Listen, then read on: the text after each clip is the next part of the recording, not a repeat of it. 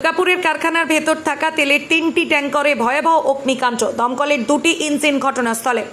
Industrial তেলের পরপর 3টি ট্যাঙ্কারে ভয়াবহ অগ্নিকাণ্ড। দুর্গাপুরের কোকোভেন থানার অন্তর্গত মঙ্গলচণ্ডী রোড সংলগ্ন একটি কারখানার ভেতর এই অগ্নিকাণ্ডের ঘটনা ঘটে। কারখানার ভেতর থাকা 3টি ট্যাঙ্কারে আচমকা আগুন লেগে যায়। আজ সন্ধ্যা নাগাদ স্থানীয়রা প্রথম দেখতে পান কারখানার ভেতর থেকে কালো ধোঁয়া বেরোচ্ছে। এরপর তারা খবর দেয় কোকোভেন থানায়। দমকলের 2টি ইঞ্জিন এসে কোনো ক্রমে প্রায় ঘন্টা খানেকের চেষ্টায় আগুন নিয়ন্ত্রণে আনে। কারখানার ভাটি চালানোর জন্য ইন্ডাস্ট্রিয়াল তেল ব্যবহার হয়। আগুনে লেলিহান শিখায় আতঙ্কিত হয়ে এলাকার মানুষ। স্থানীয়দের দাবি ডিজেল মজুত করা হতো, সেখান থেকেই দুর্ঘটনা। দুর্গাপুরের সিটি সেন্টার দমকল আধিকারিকের বক্তব্য, ইন্ডাস্ট্রিয়াল তেল মজুত ছিল ট্যাঙ্কারে। শর্ট সার্কিট থেকে আগুন লেগেছে বলে দমকলের প্রাথমিক অনুমান। গোটা ঘটনায় দুর্গাপুরের মঙ্গলচণ্ডী রোড সংলগ্ন এলাকায় ব্যাপক আতঙ্ক ছড়িয়ে পড়ে। প্রায় ঘণ্টাখানেকের চেষ্টায় আগুন নিয়ন্ত্রণে আনে। 12টার সময় আমরা খবর পাই এখানে একটা তেলের ট্যাঙ্কারে আগুন লেগেছে। তো প্রথম একটা গাড়ি আসে, পরে দেখা যাচ্ছে এসে দেখে যে আরও 2-3টে ট্যাঙ্কার, 3-4টে ট্যাঙ্কার একসঙ্গে আগুন জ্বলছে। একটা গাড়ি পাঠাই, এটা industrial oil. Actually industrial oil এখানে স্টক করা হয়, আবার যেখানে দরকার সেই মতো ইন্ডাস্ট্রিয়াল অয়েল এখান থেকে ডেলিভারি করা হয়। সেগুলো তেলের ট্যাঙ্কার ভর্তি ছিল গাড়িগুলো? হ্যাঁ, সব কটা তেলের ট্যাঙ্কার ভর্তি আছে। কি আছে, মানে এটা কি ধরনের তেল? এটা ইন্ডাস্ট্রিতে যেরকম তেল লাগে সেই রকম তেল আছে ইন্ডাস্ট্রিয়াল অয়েল। মানে আগুন লাগাতে সময় লেগেছে অনেকক্ষণ। কতটা লড়াই করতে হলো? চলছে, আগুন নিভে গেছে, আগুন আয়ত্ত এসে গেছে। কাউকে ইঞ্জিনও নেই, ফ্যাক্টরিটা সম্ভবত কাজ হচ্ছিল না, বন্ধ ছিল। কোনো গাড়িতে শর্ট সার্কিট হয়ে আগুন লাগে, তার থেকে বাকি ট্যাঙ্কারগুলোতে আগুন ছড়িয়ে পড়ে। কারখানা মালিক বা কাউকে পেয়েছেন? না, কাউকে পাইনি। অনেকগুলি ট্যাঙ্কার রয়েছে, ট্যাঙ্কারগুলোতে কি লোড ছিল? ট্যাঙ্কারগুলো সবকটাই লোড আছে, ফুললি লোডেড ইন্ডাস্ট্রিয়াল অয়েল আছে। দুটো গাড়িতে বোধহয় আগুন লেগেছে নাকি?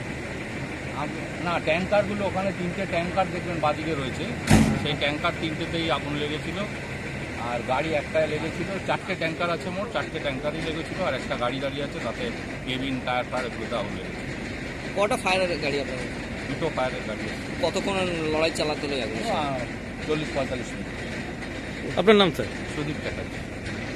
জানি না দাদা, ঘরে না, আমাদের নয়, আপনাদের নয়, কিন্তু আপনারা তো আমার পাশে আছে। কি হয়েছিল, কি জানলেন আপনারা?